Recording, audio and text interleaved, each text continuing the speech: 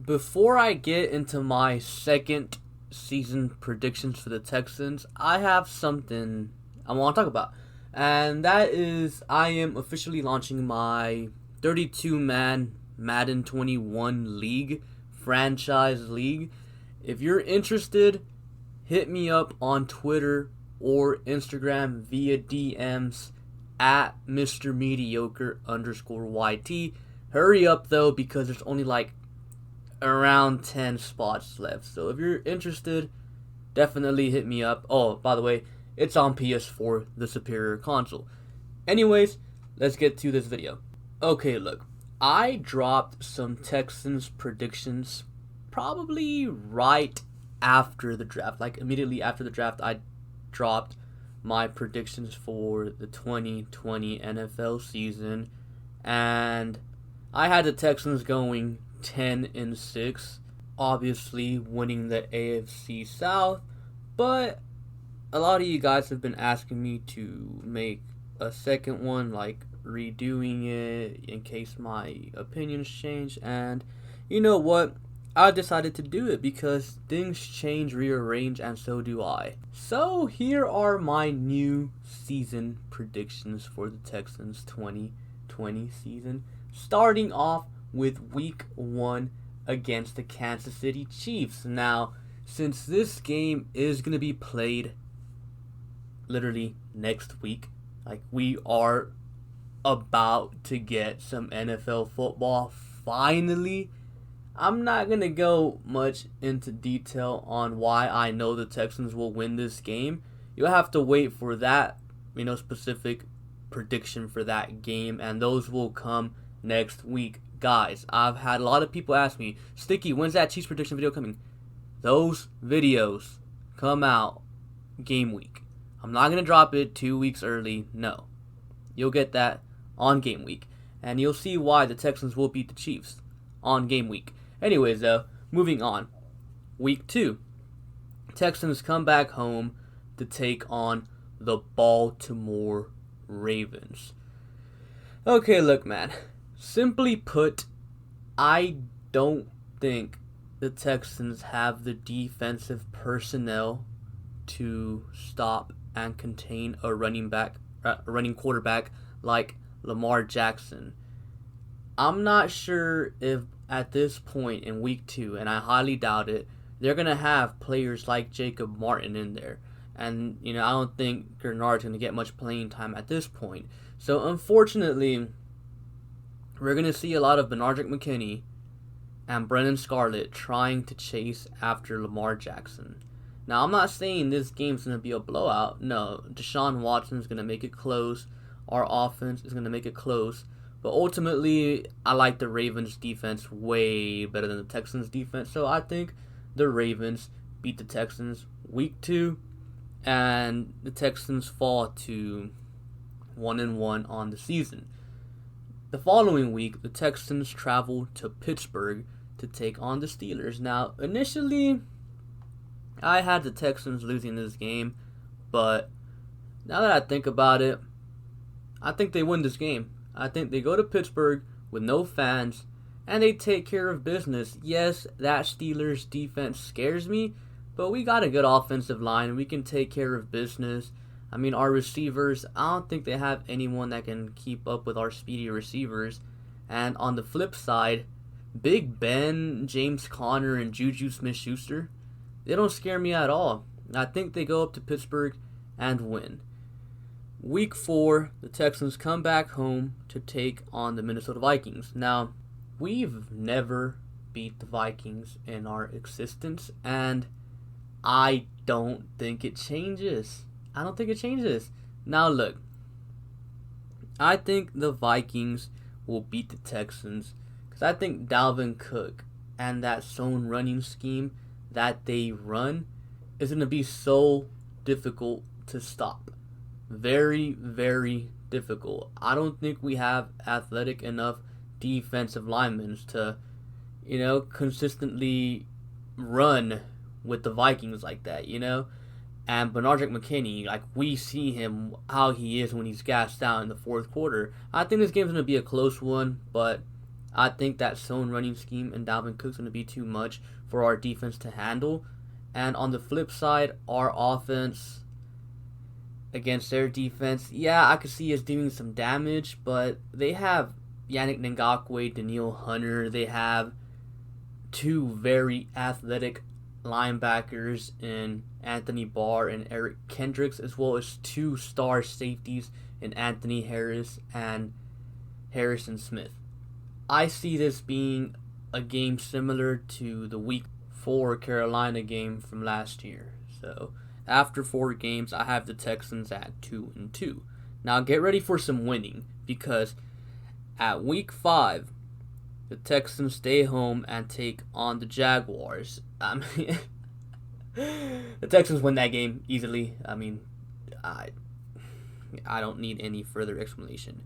Week 6, the Texans travel to Tennessee to take on the Tennessee Titans, and I have the Texans winning that game.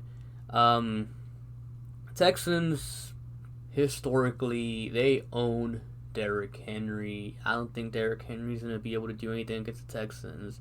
I think we'll limit him, and Ryan Tannehill and A.J. Brown, I mean, besides Derrick Henry, that's the only thing they have on offense. So, yeah, no, they're not going to be able to get much going on offense. And defensively, they don't have good corners besides maybe Adoree Jackson, but Adoree Jackson can't cover 3 guys on his own, you know. He's going to be in a slot covering Cobb because they moved him as a nickel corner or slot corner, whatever you want to call him. So you're going to have Jonathan Joseph and Malcolm Butler, 2 very slow, not good corners on the outside versus dudes like Brandon Cooks and Will Fuller. Yeah, the Texans win this game, honestly, with ease. Week 7, the Texans come back home to take on the Green Bay Packers. This game is going to be an easy win for the Texans. I mean, the Packers, they cannot stop the run. They just cannot do it, and they did absolutely nothing to help their case in stopping the run this offseason. So the Texans, they're going to run David Johnson and Duke Johnson all over the field. Not only that, besides Darnell Savage and Jair Alexander, they don't have anything else that's good on that secondary. Yes, they have 2 good pass rushers in the Smiths, but Titus Howard and Laramie Tunsil are going to handle them. And their offense, Rodgers, well, he's not the same Rodgers who he once was, and he has no one but Devontae Adams to throw to, literally. Their offensive line took a small hit, and yeah, I don't see the Texans losing to the Packers. I honestly see the Texans winning big against Green Bay. So, Week 8, the Texans have a bye week. So, at the bye week, I have the Texans with a 5-2 record. Week 9, after the bye week, the Texans travel to Jacksonville to take on the Jaguars. The Texans win that game. I mean, again, like I said earlier, the Jaguars, they're not going to be a threat this year. I mean, they traded Yannick Ngakoue. They cut Leonard Fournette when they could have traded him, even though Doug Marrone said, "Oh, man, we tried." They didn't try. They could have definitely gotten like a 6th-round pick for Leonard Fournette. But, yeah, we beat the Jaguars again, bringing the Texans' record to 6-2 after 8 games being played. Week 10, the Texans travel to Cleveland. I think this is a game where the Texans slip up. They slip up against Cleveland. This game will be that one random game of the season that they lose. Most teams tend to have that one game like that you're not expecting to lose, but they lose anyways. Cleveland is going to be that game. Not saying that Cleveland's better than us, not saying that Cleveland's bad. Cleveland definitely has a lot of talent, but I feel like they still have a little bit of growing up to do before they can actually become a legitimate threat out there. But I do feel like the Texans will slip up against Cleveland. I mean, this team is loaded. Baker Mayfield, I think, will have a bounce back year. They finally have a head coach that isn't dumb. Odell Beckham. They have Jarvis Landry, Nick Chubb, Kareem Hunt. Yeah, this team is loaded, and not just on offense. They have some nice defensive players as well. You know, Denzel Ward, Myles Garrett. You know, so yeah, I think the Texans slip up here and take an L versus the Browns. Week 11, the Texans come back home to take on the Patriots. I think the Texans beat the Patriots. Yes, the Patriots have Cam. Yes, I love Cam. Yes, I think Cam's going to have a bounce back year, and I think the Patriots will win the AFC East. But I think the Texans take care of business at home and beat the Patriots and get back to their winning ways. Because the Patriots on offense, I mean, who scares you? Sony Michel? Julian Edelman, Mohamed Sanu, N'Keal Harry. Their offensive line, it's it's decent. We could get some pressure on Cam. Yeah, they got Cam now, but who does he have to throw to? Defensively, they lost guys like Kyle Van Noy, Dante Hightower, Pat Chung, so they took a hit on both ends. So yeah, the Patriots, they ain't that good.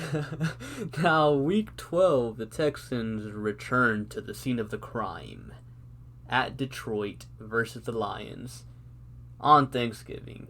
If you guys don't know what I'm talking about, Justin Forsett game back in 2012. But yeah, the Texans play on Thanksgiving. They play the Detroit Lions, and I think the Texans win this game easily. Detroit, yeah, they have nice players like Matthew Stafford, Kenny Golladay, Marvin Jones, Kerryon Johnson, DeAndre Swift, but Matt Patricia is arguably the worst coach in the NFL. Arguably, I mean, you got Adam Gase as well. Defensively, yeah, they're not good at all either. So the Texans should win this game pretty easily and make us all happy for Thanksgiving. And week 13, the Texans come back home to take on the Colts now. I think the Texans win this game pretty easily. At this point, Phillip Rivers, he's going to be done. I mean, we already know he's already done, but at this point, more done. I mean, it's going to be, late November, early December. His arm's going to be even worse at this point. Probably won't even be able to throw past 10 yards. So I think the Texans win this game pretty easily and get to 9-3 on the season. Week 14, the Texans travel to Chicago to take on the Bears. And the Bears have never, ever beat the Texans. And initially, in my last prediction video, I had the Bears beating the Texans. But this time around, I have the Texans beating the Bears. And the reason why I had the Bears winning last time is because of their nasty defense. But one of their big pieces, literally big pieces, Eddie Goldman, opted out of the season. And I saw Eddie Goldman being a guy giving dudes like Fulton and Nick Martin trouble. But now that he's not there, Deshaun Watson should have a clean pocket.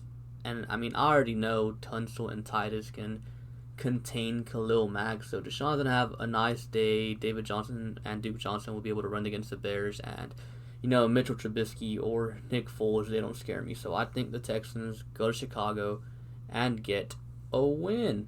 Week 15, the Texans travel to Indianapolis to play the Colts, and they will take a loss here.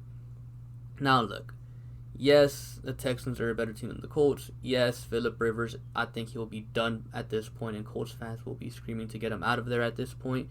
But the schedule makers, for whatever reason, and this pisses me off so much, they have the Texans playing the Colts twice in the span of 3 weeks. Whenever that is the case, teams never beat each other twice unless there's a huge difference in level of talent. So for example, if this was us playing the Jaguars twice in the span of 3 weeks, then yeah, we win them both. But the Colts, they're not the Jaguars. So I think we lose in Indianapolis and fall to 10-4 on the season. Week 16, the Texans come back home to take on the Cincinnati Bengals. I think the Texans win this game pretty easily. I mean, the Bengals, they have no linebackers. Yeah, they have DJ Reader and Geno Atkins, but their defense is a complete mess. Joe Burrow, a rookie, doesn't scare me. AJ Green at this point, he'll probably be on the bench hurt. Yeah, Joe Mixon, yeah, doesn't scare me. They have no tight ends. Yeah, Boyd is good. T. Higgins, a rookie, he doesn't scare me. John Ross will probably also be hurt at this point. So I think the Texans take care of business versus the Bengals. Week 17, the Texans finish the season off at home versus Tennessee, and I think they win this one pretty easily as well. I think this game, unlike last year's game, the Texans will have something to play for. That something being home field advantage throughout the playoffs. I think the Chiefs and Texans and Ravens will all be, flirting around 12-4, 13-3, and I feel like the Texans are going to be in a situation where if they win this game and the Chiefs lose their game, the Texans will have home field advantage throughout the playoffs, first round bye, and I think the Texans take care of Tennessee for the same reasons that I said earlier. Now, just like you heard, I have the Texans finishing 12-4. 2 games better than what I initially had them earlier this year. What changed? Well, for starters, Eddie Goldman. I think that one is a huge, huge opt-out by the Bears, and I think a player that good definitely can change the outcome of a game.